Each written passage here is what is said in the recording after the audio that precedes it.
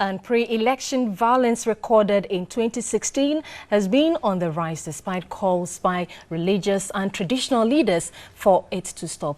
11 days to the election day, the situation remains unabated, particularly in the 2 last months. The latest is Valency, where 7 people were injured. Before then, it was Asokore, the Nima residence of the NPP presidential candidates Nana Akufo-Addo, Ejumako Ododo Diodio, and Zab Sugu. And now joining me in the studio here for analysis of this particular situation is Sani Adib, and he is a security analyst. Good evening, Sani, and thanks so much for joining us here. Thank you for having me. You're welcome. I first of all want to find out, how does the 2016 election differ from the violence differ from that of 2012? Well, unfortunately, due to a litany, or sometimes I call it a convolution of some socio-economic and geopolitical, and even in some cases, cultural differences bedeviling our society in Africa, we have had a consistent pattern of violent behavior in elections. In 2012, we had a number of violent reported, of course, also recorded violent activities, and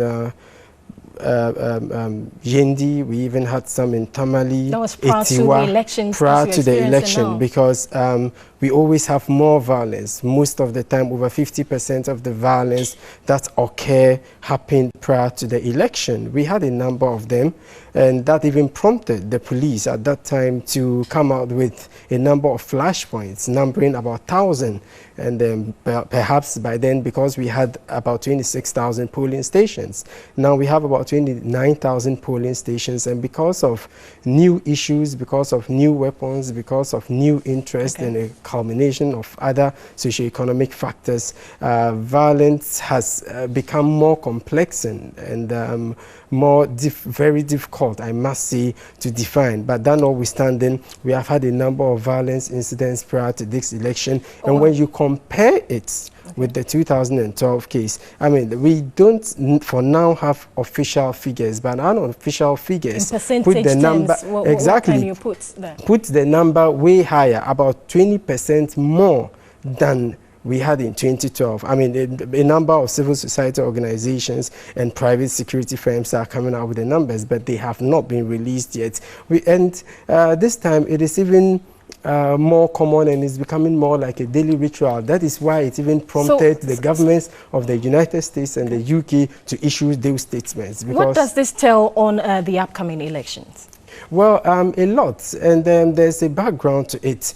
In 2001, the ECOWAS came out with a number of early warning mechanisms to tell us that if we see this and that, we have every reason to be worried. In 2002, the AU also came out with theirs. Then we also have the African Peer Review Mechanism that actually in 2005 came out with a number of early warning signals for the Kenyan government. Unfortunately, the Kenyan government didn't respond in time, and in 2008, we had violence flaring, resulting in the deaths of thousands of people. Even in Ghana, civil society organizations have come up with a number of early warning signals, and one of it is the proliferation of weapons. Unfortunately, because of the crisis in North Africa, in South Sudan, we had massive influx of light weapons into those countries, and they are finding their way down to sub-Saharan Africa.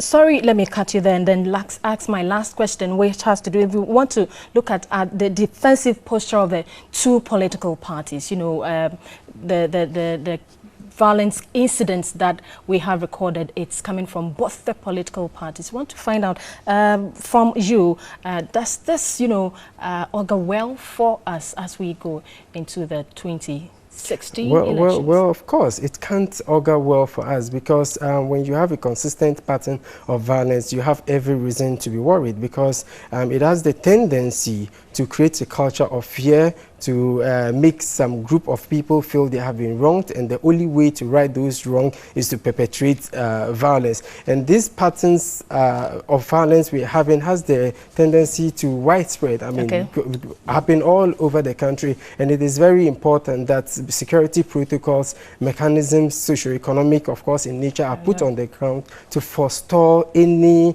incidents of a widespread or full-blown violence in this year's election. Thank you very very much. I have been speaking with Sani Adib, and he is a security expert. This is your Election Command Center.